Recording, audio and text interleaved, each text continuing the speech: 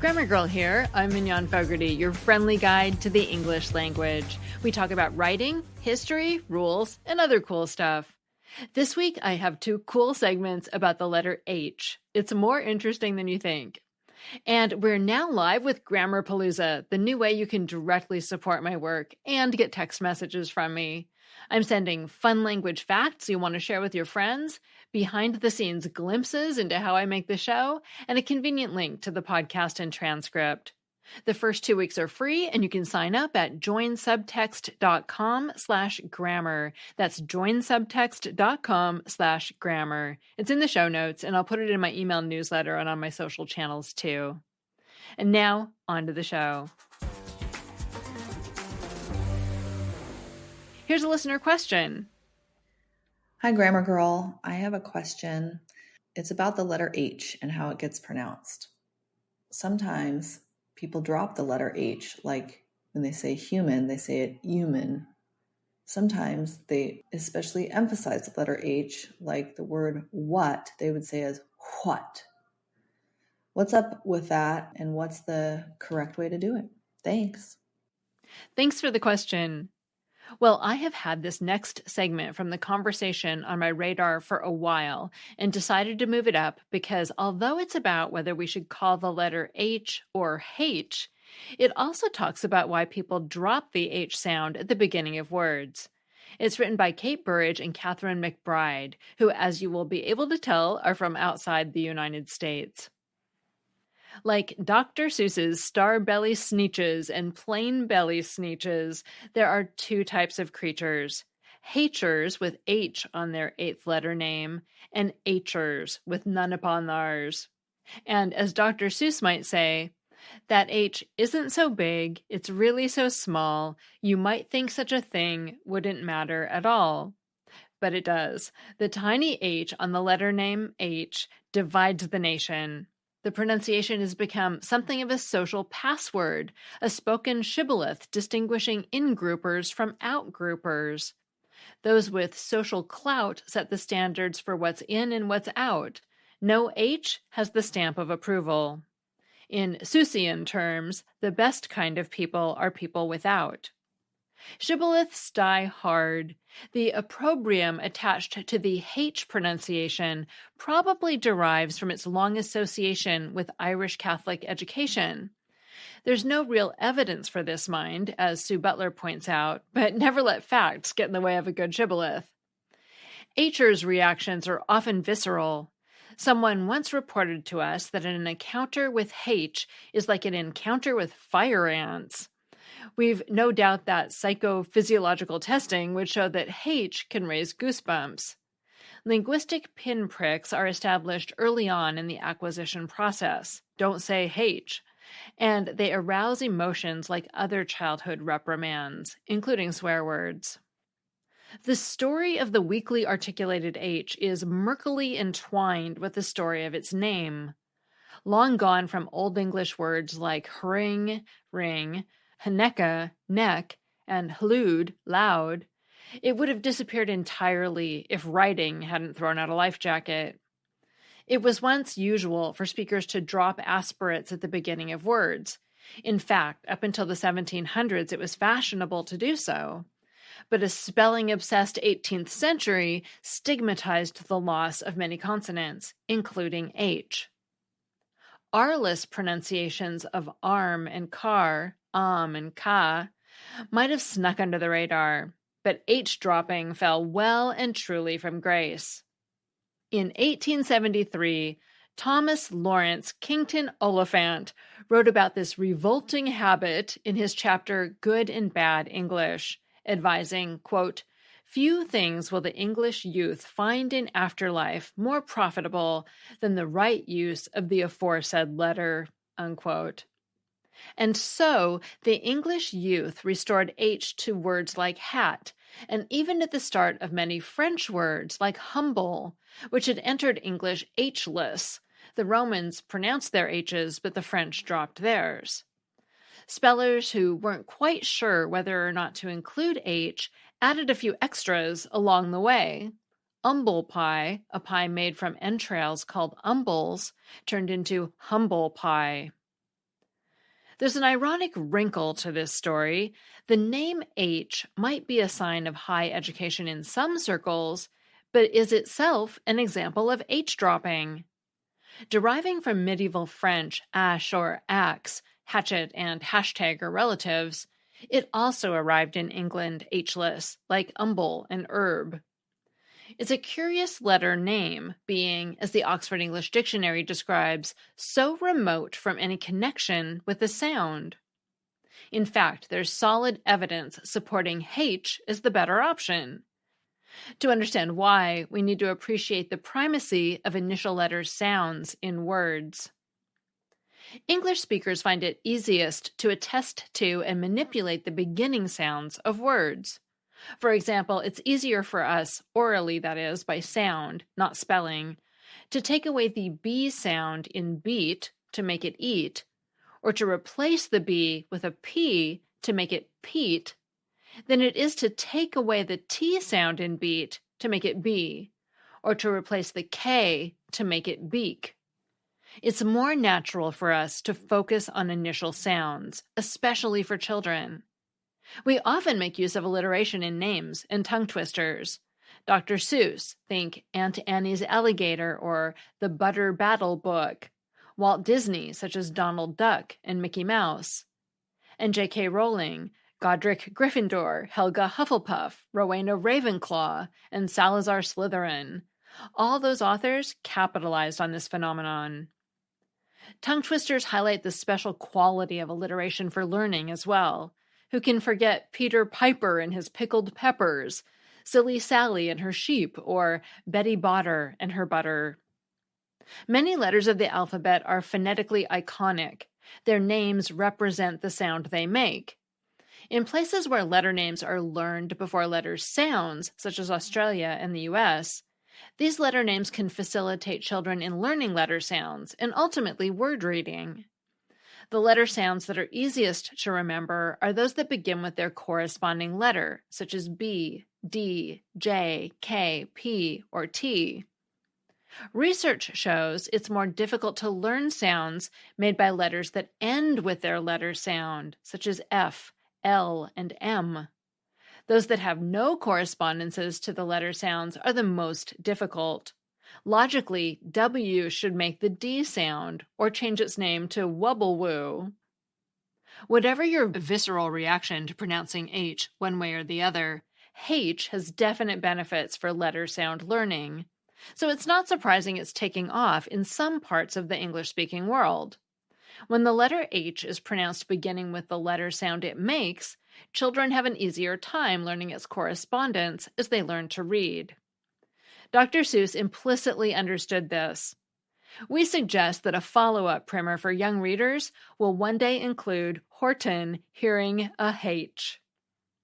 That segment was written by Kate Burridge, a professor of linguistics at Monash University, and Catherine McBride, a professor of psychology at Chinese University of Hong Kong.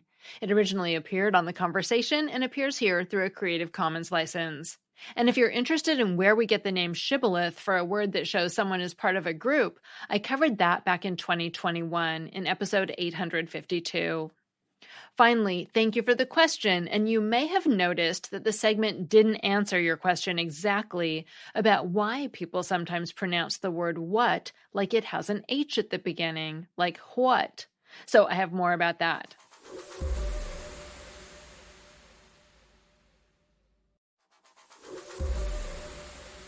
First, you certainly aren't the only person to notice this pronunciation. There's a popular scene in the TV show The Family Guy in which Stewie pronounces Cool Whip with an H to annoy Brian. Ooh, you got some pie, eh? Can I have a piece? Sure. Ooh, let me have some of that Cool Whip. What'd you say? You can't have a pie without Cool Whip. Cool Whip? Cool Whip, yeah. You mean Cool Whip? Yeah, Cool Whip. Cool Whip. Cool Whip. Cool Whip. Cool Whip. You're saying it weird. Why are you putting so much emphasis on the H? What are you talking about? I'm just saying it. Cool Whip. According to the Family Guy fan wiki, Stewart pronouncing things strangely is a running gag in the show. And in the same episode, Meg has Brian tied to a chair and then says, "We're going to be here for a while." And later says, "Brian, you're acting weird." The word what did originally have an H at the beginning in Old English. And you may remember from our episode about discourse markers how the old epic poem Beowulf begins with the word hwhat that's used to call attention, hwat, like the word bro in especially modern translations. But the same is true of the regular questioning form of what, as in, what will you do? It also started with an H. Even though the spelling dropped the H, people still mostly pronounced it until the late 1700s when it started going away.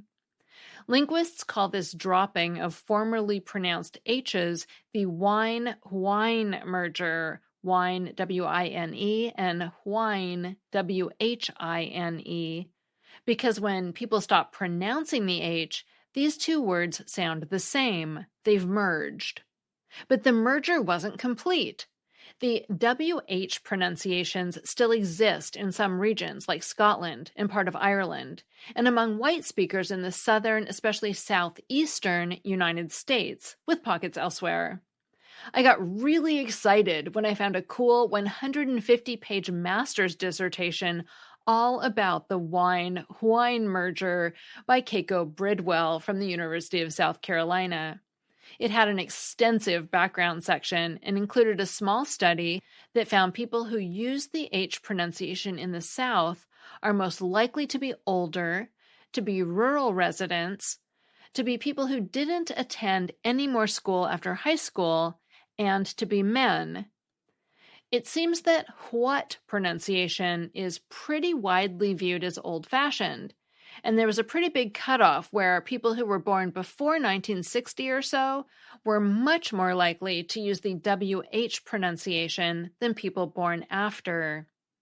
It's funny, though, because some older people are quite vocal that the WH pronunciations like hwhat are correct, and there was a smaller subset of highly educated, middle-aged people in this study who used the hwhat pronunciation.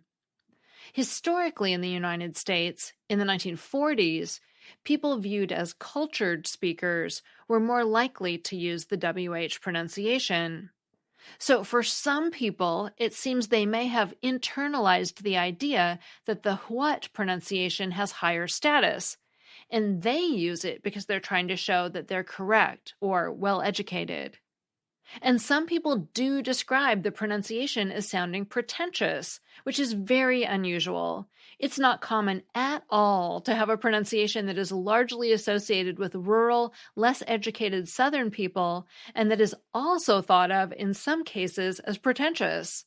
As they might say on The Family Guy, it's a weird one. Okay, so that kind of describes what happened, but why did people stop using the H sound? That's harder to answer.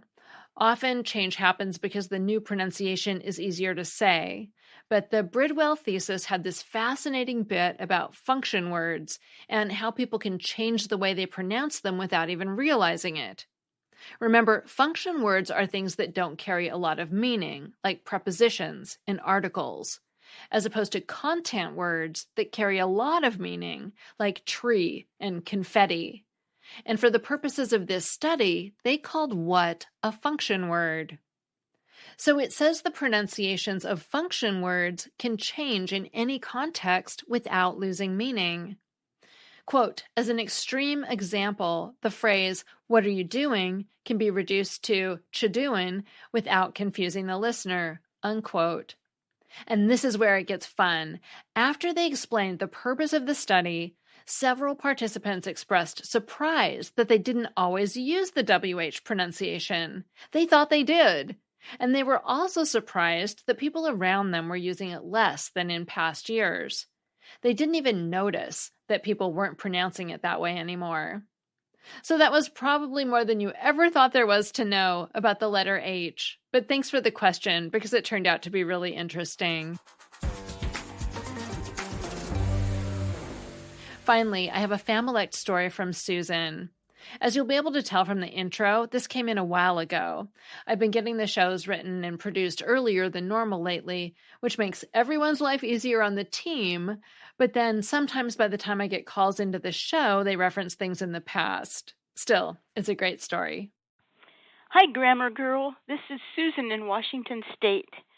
Since we are in the middle of gift-giving season, this is possibly a timely introduction to a familect that came down from our paternal grandfather in the early part of the 1900s. An acquaintance of his, a Dr. Barkhouse, was known to many as someone who would greatly admire gifts he had given to others. For example, when he entered a home, especially when other people were around, he would glance over at a vase on a side table and exclaim, "My, Mrs. Kaufman, what a beautiful piece that is." The lady of the house would look perplexed and reply, "Why, Dr. Barkhouse, you gave us that vase." That is called barkhousing. It can be used as a verb to barkhouse, or even a noun, a barkhouser. Though barkhousing is a concept familiar to many people, there is no equivalent word expressing that in the English language, or maybe in any other language as far as that goes. It is quite serviceable when appropriate situations arise, and I would imagine most people are familiar with someone who barkhouses and who deserves good-natured contempt. Now you have a word for that. Thank you. I love your podcast and have listened for years. Bye. That's a wonderful story, Susan. I can't say I've ever known anyone who barkhouses, but if I did, I'm sure this word would come in handy. Thanks for the call. If you want to share the story of your familect, your family dialect, a word your family and only your family uses, call the voicemail line at 83321-4GIRL. It's in the show notes, and be sure to tell me the story behind your familect, because that's always the best part. And now, if you're part of Grammar Palooza, you can also text me voice messages with your familect, which I think is easier, and it's a fabulous way to support the show. I really appreciate every Grammar Paloozian. To join, visit joinsubtext.com/grammar or text hello to 917-540-0876. I'll put both in the show notes. Grammar Girl is a quick and dirty tips podcast. Thanks to my audio engineer, Nathan Semes, marketing associate, Davina Tomlin, ad operations specialist, Morgan Christianson, digital operations specialist, Holly Hutchings, director of podcasts, Brannan Goetschius, and marketing assistant, Kamryn Lacy, whose parents named her after the character Kamryn in the 1999 movie 10 Things I Hate About You, which I have to say is one of my favorite movies. And I'm Mignon Fogarty, better known as Grammar Girl. That's all. Thanks for listening.